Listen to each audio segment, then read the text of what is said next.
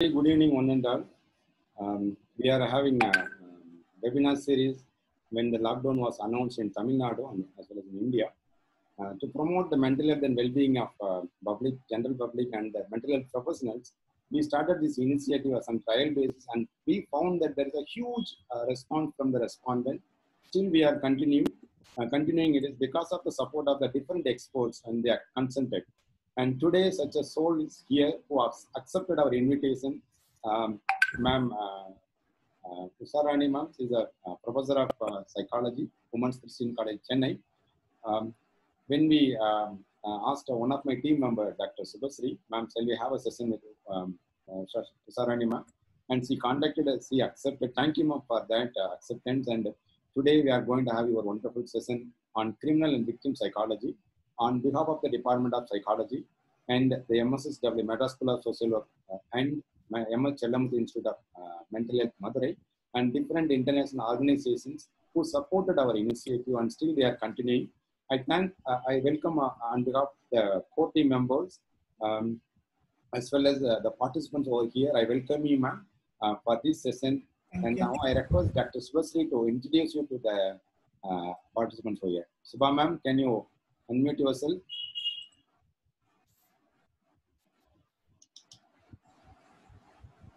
I think she's not a giant, ma'am. So based on my little knowledge about yourself, I'm going to share with you. So I take the opportunity to today's resource person. Professor Usarani ma'am is renowned in our field of psychology. As you all know that working in WCC, Women's Christian College, is unprivileged and pride to many of the faculty. And ma'am is there having a wonderful experience in the field of psychology. And one of our core team members is a student of resource person, and she was very curious to be here, resource person. Due to some technical issues, she not be able to join that, and she sent a message that please pass my and I think there are many students are here, and many of the assistant professor and associate professor in the field. You all know Shastri ma'am, and other state and other country people, they may not aware about it. Ma'am is very good in that field of psychology in the field for more than 2 decades.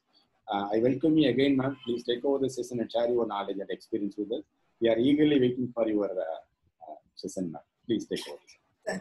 Thank you, Dr. Suresh Kumar Murugesan. It's a wonderful opportunity given to me to share my experiences and to discuss about various issues about criminal psychology and victim psychology. If I ask you all, what is it you want to give to your future generations? Is it wealth or fame or whatever it is? Everyone would agree with me by saying that we would like to give them a safe society, because there have been a lot of problems in the society, and all of us are interested in giving our children a safe society, and there's been a lot of tension in the part of the parents when children go to school or go to college before they come home. So this session will be on criminal and victim psychology.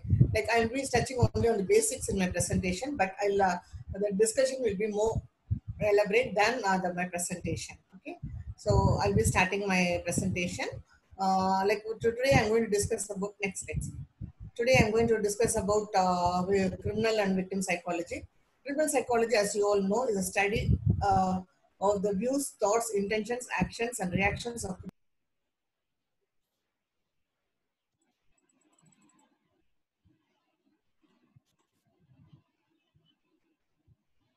Ma'am, 1 minute, ma'am. We are not able to hear you. Please unmute yourself, ma'am.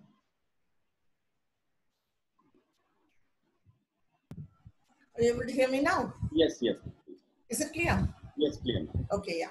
So criminal psychology is a study of the views, thoughts, intentions, actions, and reactions of criminals and all that partakes in the criminal behavior. That is we are studying the views and thoughts and intentions of the criminals, why a person has become a criminal, and what are the reasons behind the criminal intentions. All those things will be studying in criminal psychology.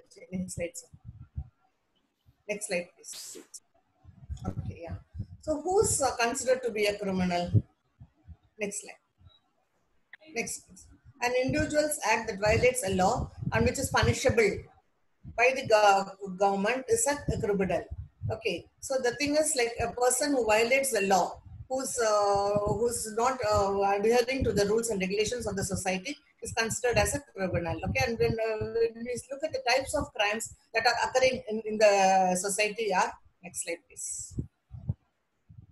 Personal crimes. So when we talk about personal crimes,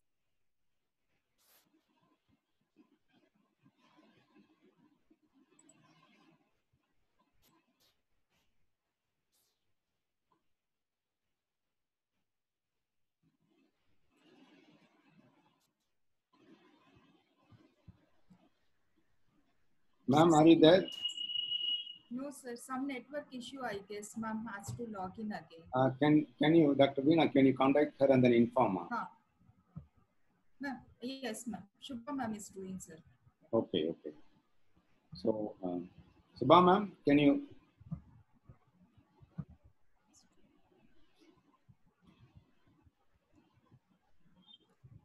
Can anybody log in my account, Dr. Veena?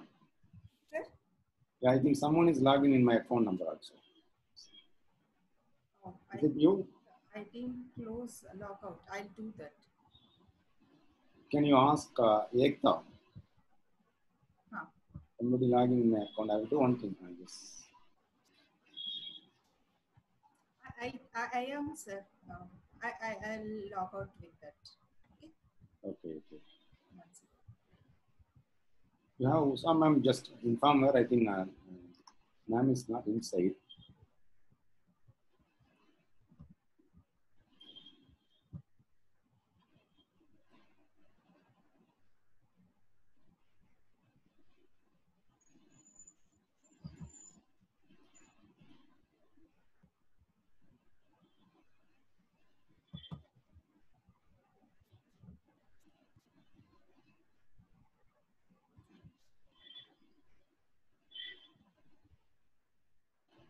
Goes more than 180.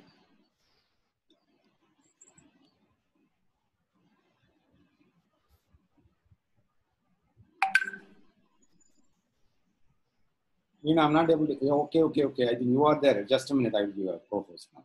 1 minute, 1 minute. Unmute yourself and then talk to me. Yes, now. I've just logged out. I'll just see what is there. I'll come again. I'll Okay. go back and I'll come. Yes, again. yes. She's not picking the call. Okay. Yes, join. Just now join. Ma'am is here.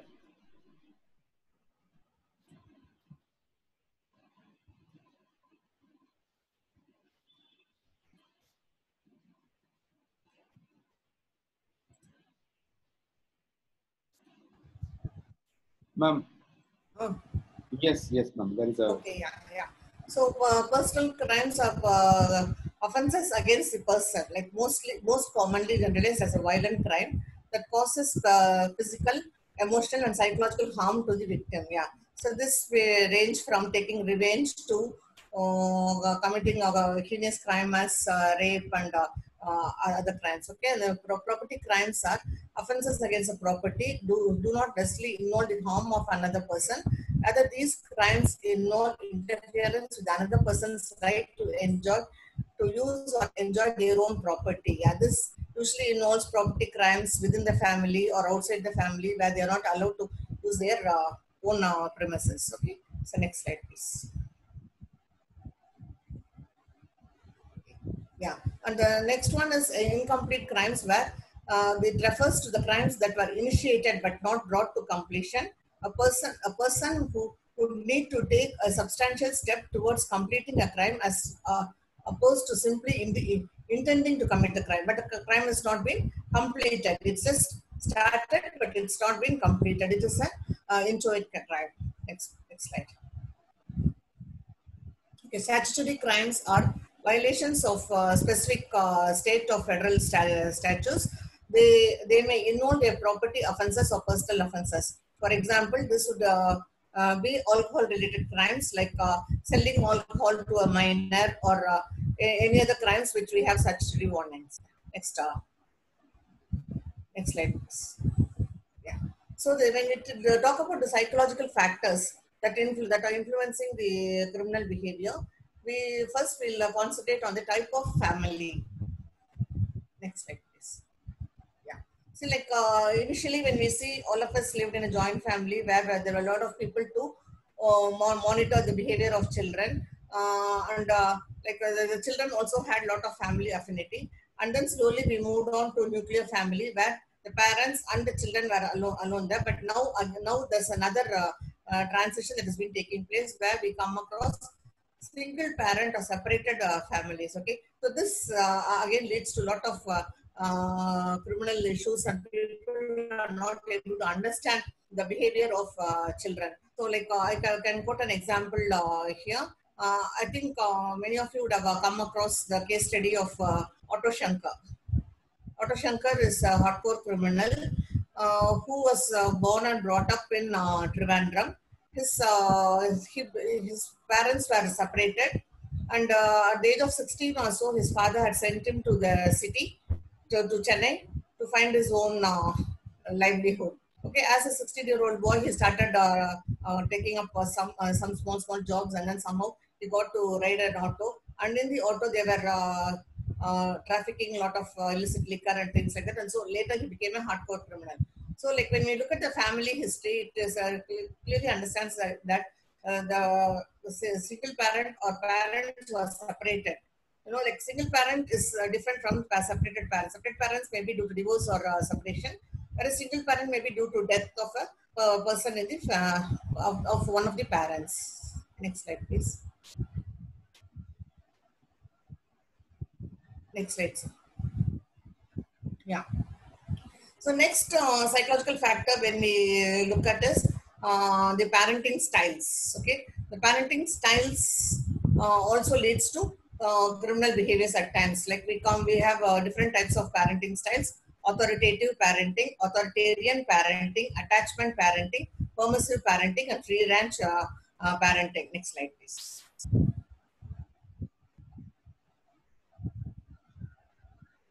Okay, next. Okay. When we talk about authoritative parenting, they set clear and consistent rules and boundaries, have reasonable expectations for their children, listen to input from their child or children. Now, that is like they know the role, they know the role of a parent. Okay, they concentrate on the child's expectations and also have reasonable expectations. In today's world, if you see, like parents are more demanding. They want a child to be the best in all possible areas. But authoritative parents know what the child are, and they also give them generous positive feedback. Positive feedback is very important when coming to parenting. Okay, like children always expect feedback from the parents, which is positive, that gives room for their growth. Next slide, please. Next slide. Yeah.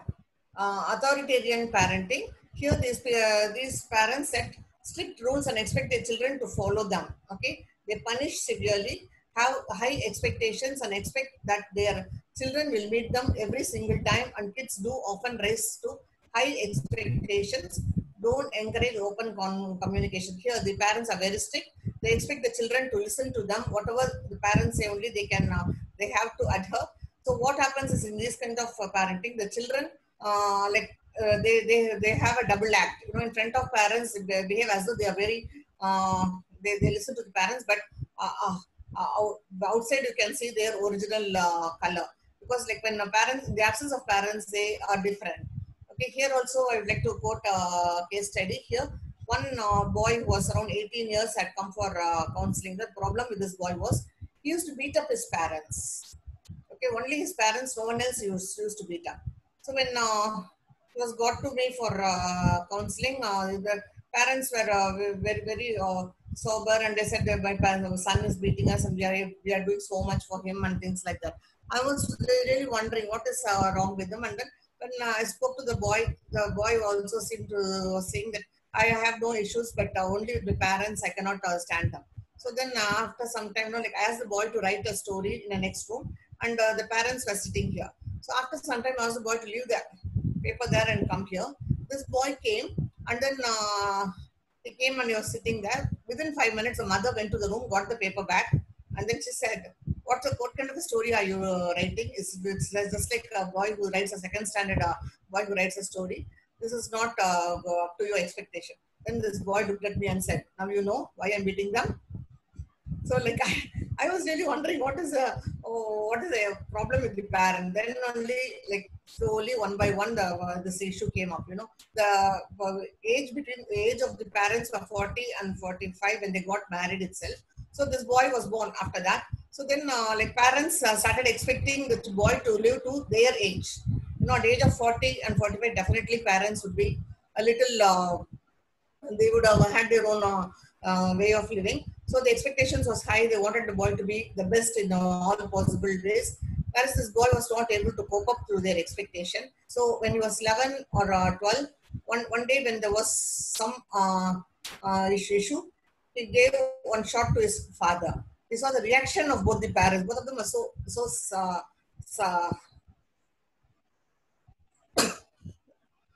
both of them showed fear in their face. So this boy got the message that, okay, if I hit them, they will be scared. So from then on, when they were serving food for him also, they said, can you have another helping? The boys started hitting them. So this has become a practice for the boys to just to bring the parents to their control. So when the parents are in full control, this sometimes happens, and this also leads to some other arrogant behaviors. Next slide, please. Yeah. Attachment parenting. Have a lot of physical contact with their child. They hold, carry, and even co-sleep with their child. They respond to the child's needs without hesitation. They soothe, comfort, and support in order to make their child feel safe and loved. Yeah. So these parents are attached. They give the child the lot of comfort, and the child feels safe in the presence of the parents. Next slide.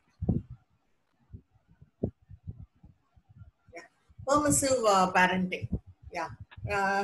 Don't set strict limits or boundaries. Don't always attempt to control their children. Have few, if any, rules. Allow their children to make many of their own decisions. Yeah. Here the parents are not so much involved in the child's future, or they do not bother about the child. So the parents let the child take their own decisions. This is a permissive type of parenting. Next slide, please.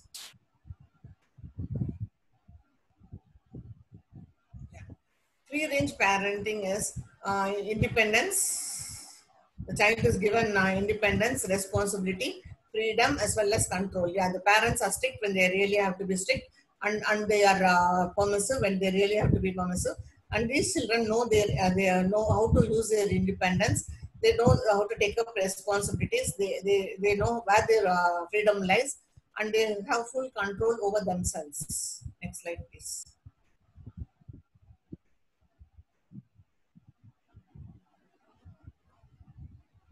Yeah. So like when we talk about the peer group influence on criminal behavior, choice of friendship matters a lot.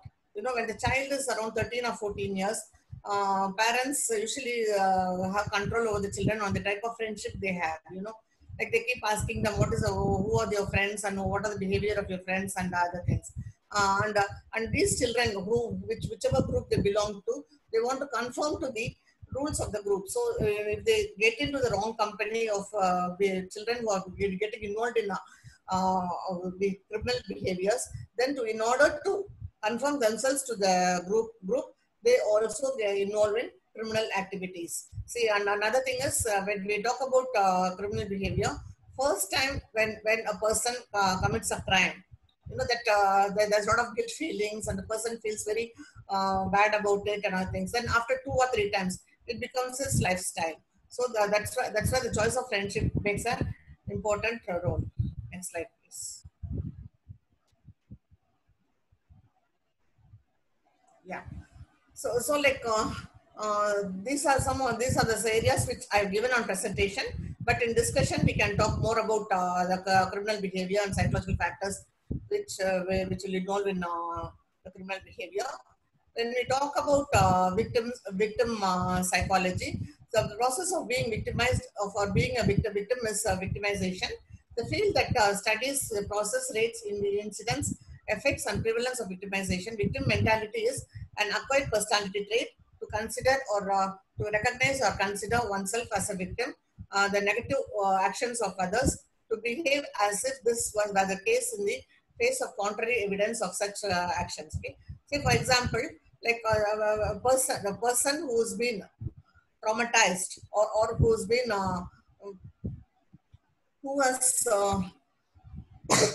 who's a person who's not who has been affected by the criminal activity of another person is known as a victim. Okay, and next slide please.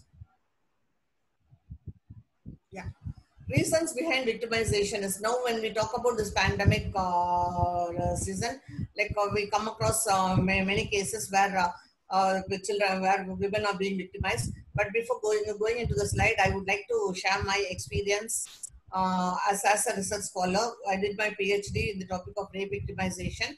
So when I did my study during the late 80s, it was considered as a very big issue, and not even now it is considered as a big issue. But the problem was the complaints was much lesser when compared to the actual cases that was happening in the city and in Tamil Nadu.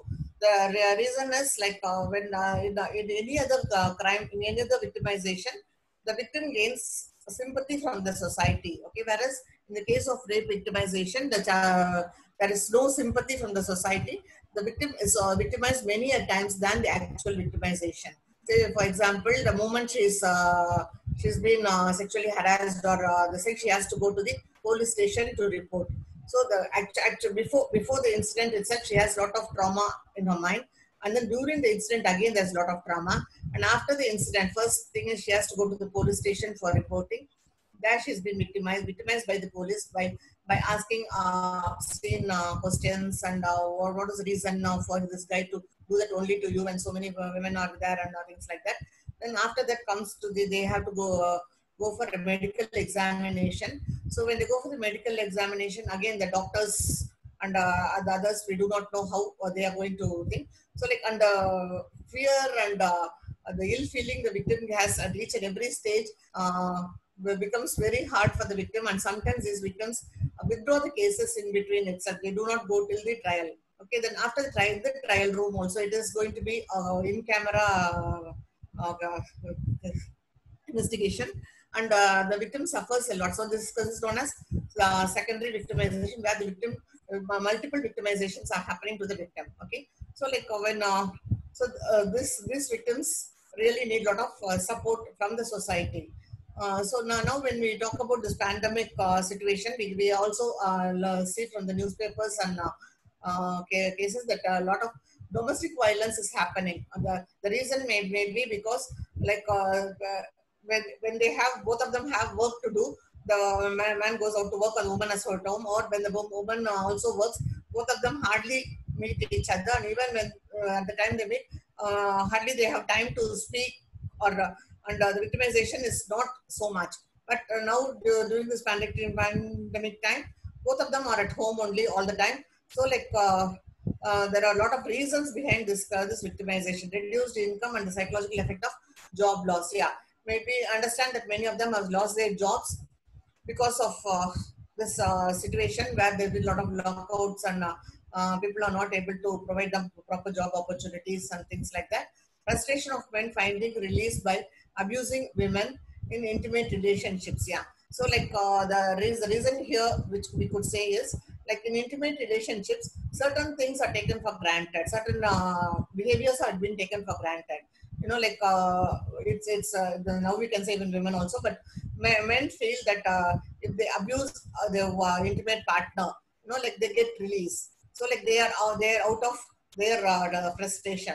So they use it as a excuse to abuse women. Okay, an economic crisis brought by the pandemic. Yeah, economic crisis is like they are not the money that is they are getting during this pandemic time is not sufficient to run the family. The stigma around domestic violence as a couple's private matter. Yeah. So like there's a lot of stigma when a woman goes and complains about domestic violence to her family members or to her parents itself. Parents are not willing to take it up. You know, they say it's between you and your husband. You only have to talk it out, and or at times they women themselves feel that there's no point in taking the matter outside. Okay, stigma attached to victims who leave abusive relationships. They want to leave the abusive relationships also.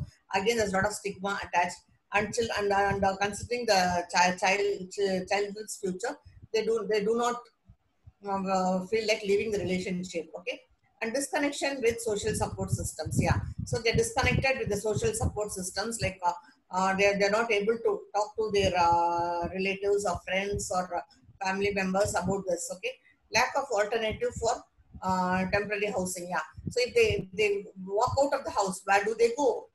Okay, there's a lot of problem about the temporary housing. Lack of emotional support from friends and family. Yeah. So when they talk about it to a friend or to their family, they do not get the emotional support that they expect.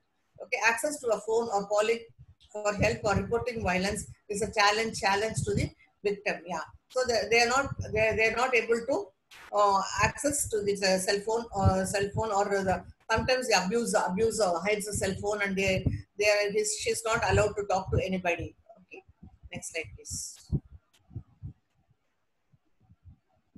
Okay. So now when we talk about the cycle, vicious cycle of abuse, first it starts with the excuse. Okay, like every time the abuser abuses the victim, he gives an excuse saying that it was this which triggered me and so many things. You know, like he tries to persuade her, he tries to make her feel very good about it, and then that goes to a honeymoon phase where okay, morning she'll be victimized and evening he takes her out for a movie, goes for shopping. And then like she feels better, she doesn't bother about the victimization. Again back to routine, whenever there's a tension, again the triggers come and the abuser again start abusing her. And when abuse occurs, it works on the self-esteem of the women drops. Okay, so again, okay, he goes to excuses. This is the reason why many women choose to live with their same relationship other than to quit the relationship. Next slide, please.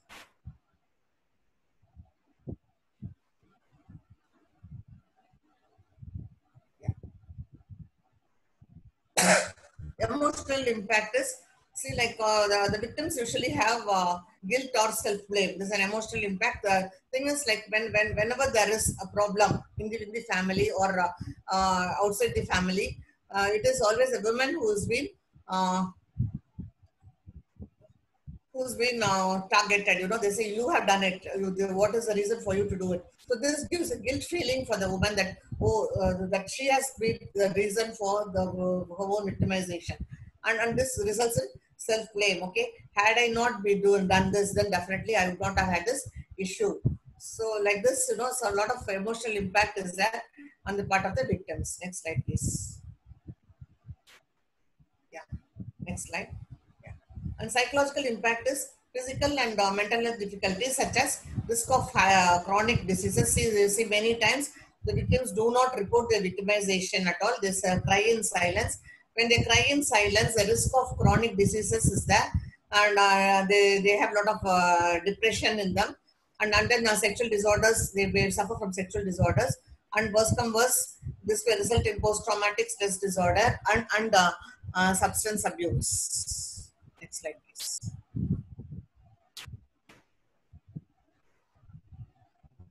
Yeah.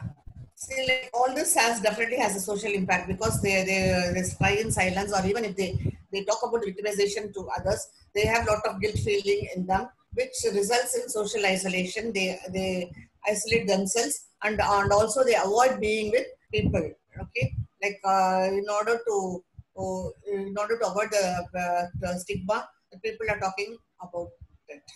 Next slide, please. Yeah. So like the the people who have been victimized can be helped through lectures which lead to this thing, then audio visuals which will definitely help them understand it is not their fault, and Like they have to come out of it, and they can be taught yoga and meditation where they can really work out on the guilt feelings and other psychological problems. Next slide, please. Next. Yeah. Therapies which we can give for psychological therapies which can be used as behavior modification, CBT, transactional analysis, and neuro-linguistic programming, which would definitely help the victims come out of the trauma and lead a normal life after that. Next slide. Next.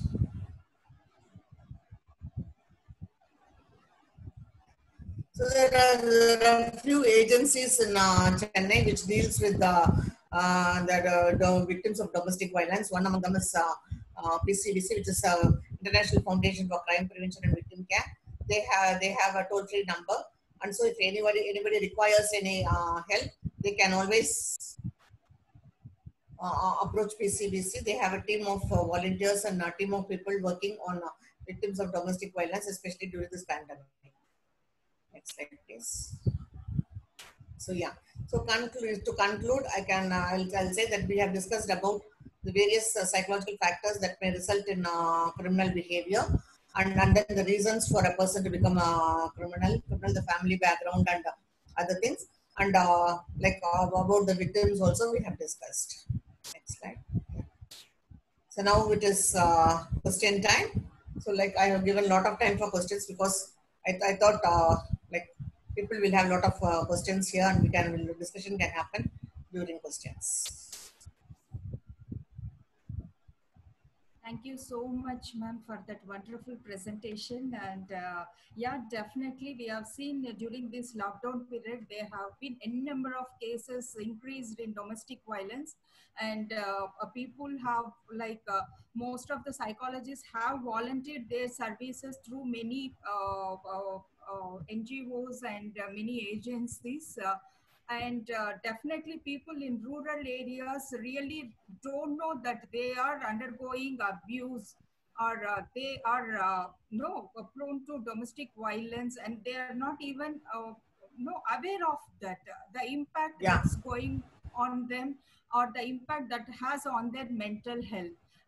So thank you so much for that presentation and enlightening.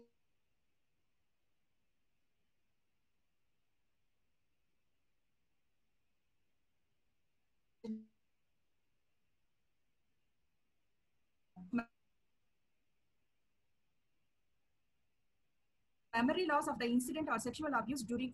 Yeah. See, like I have come across clients who have had this problem also. But the thing is, even though we are not able to take them for research purpose, but the trauma is so much that they are not able to discuss about it with anybody, and that leads to memory loss or some other issues, which definitely they need to consult a psychiatrist as well as a psychologist for proper treatment.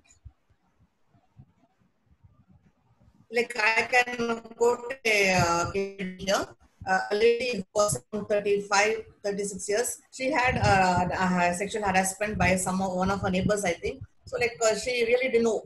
She spoke to her husband, but then her husband was not very happy about this. So like she really went into a phase where she started fainting, and she was not able to do her daily duties, and she needed somebody's help. And she was not talking about this issue after the time. Then when they approached a neurologist said nothing is wrong with her, everything is fine only, and she needs some counseling sessions. So like this client was referred, and when she came, slowly she started opening up, and only when she spoke, we were able to understand that this was the actual reason for her to get into this issue. But the memory loss part, definitely a psychiatrist or a neurologist only will be able to address. Okay, ma'am. Thank you, ma'am.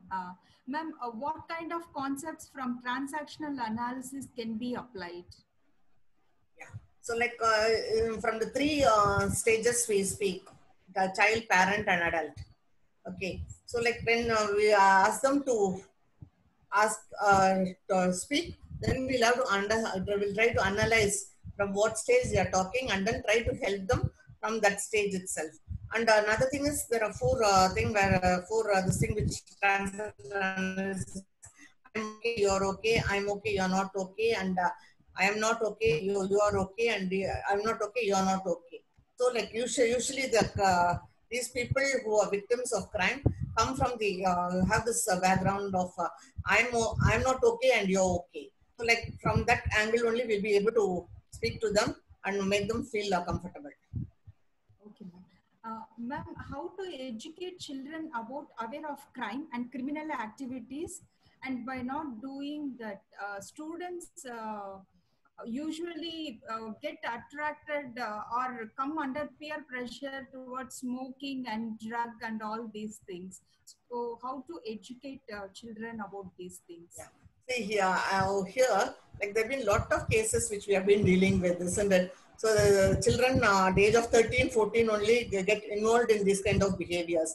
So in Tamil, there's a proverb, like "Tolukku minjinal tholan." So when a child reaches the father's shoulders, the child has to be treated as a friend. Okay, like the child should feel comfortable at home to speak to the parents about whatever issues the child has. So like when the parents are not able to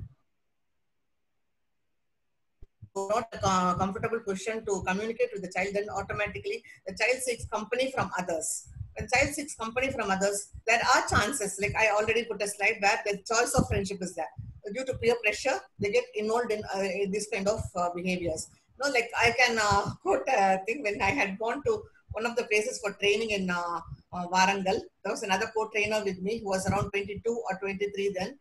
So he was mentioning that, ma'am, you know something, I was a chain smoker, but now I've given up smoking completely. No, I was really wondering how could this happen? A person was taken up to smoking at the age of 30. How could he give up smoking all of a sudden? Then he said, now I have no parents to even ask me whether if I smoke or not, but then I have given up. The reason he was telling us, when he was smoking in the terrace, a neighbor girl saw him smoking, and so she went and told his father. So his father dealt it in a very beautiful way. He didn't say anything to the son for 2 days. He didn't speak anything about it. On the third day, he took the son, outside. He told the son, "Come out. We will go out and have a chat." Then he took him to the shop, pawn shop, where the son usually takes cigarettes.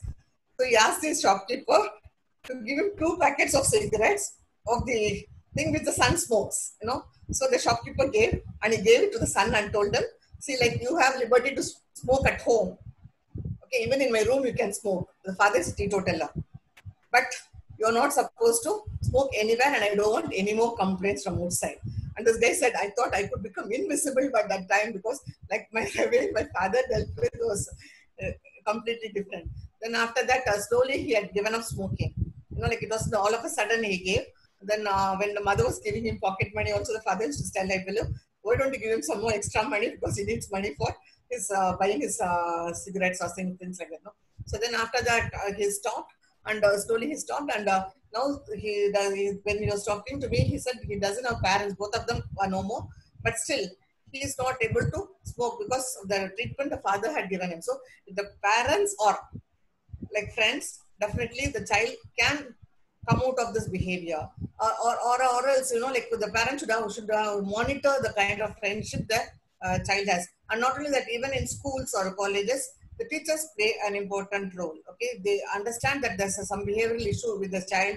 They just can't let loose.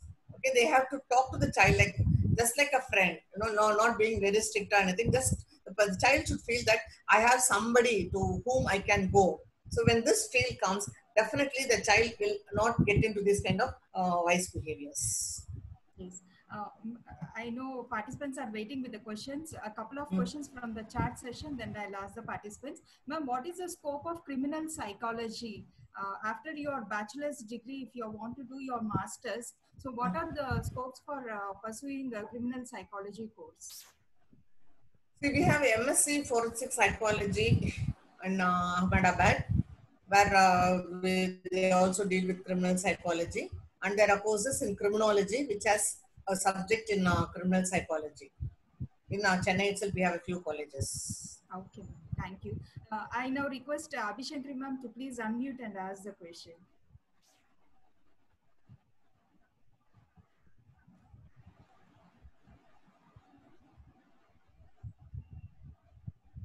Unmute, ma'am. I'm not able to hear.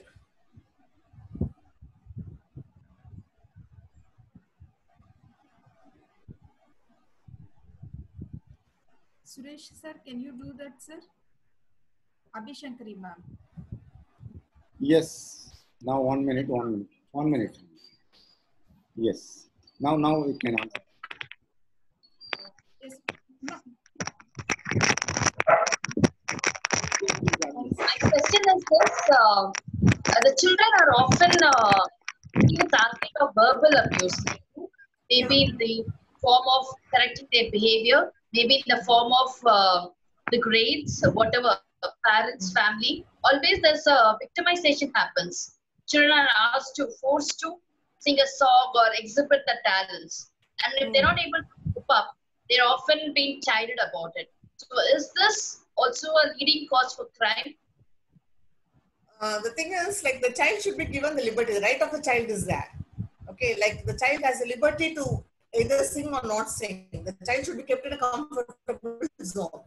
See, like, gone are the days where parents were compelling the children to show, exhibit their talents in front of relatives who comes, why don't you sing, why don't you dance, why don't you recite this poem and all. But now children are more assertive, they are able to say no. Okay, so if they say no, parents should be willing to accept the fact that the child is not in a mood to say, or the child is not comfortable with the company that is available there. Okay, like, see, like, we cannot expect all the relatives or all the friends to be comfortable with the child. So, like, the child should have a comfort zone to exhibit the talents. So that liberty has definitely to be given. Otherwise, what happens is the child suppresses. Like, even though in order to satisfy the parents, the child exhibits the talent, but internally the child feels very bad about it. The child feels that they even has to do something which the child doesn't want to. So that suppressed feeling leads to other kind of behavioral issues, sometimes criminal issues also, problems also arises. Thank you. Thank you, Abhi ma'am. Thank you, Usha ma'am. Thank you so much. We have a question from two participants which are related. Like, what is the psychology behind the serial killers? Why does serial killers follow a pattern in their behavior? This is a good question. Yeah. See, like, when we talk about criminals, there are different types of criminals. Okay, like if you say, like, one criminal might take only the gas cylinders.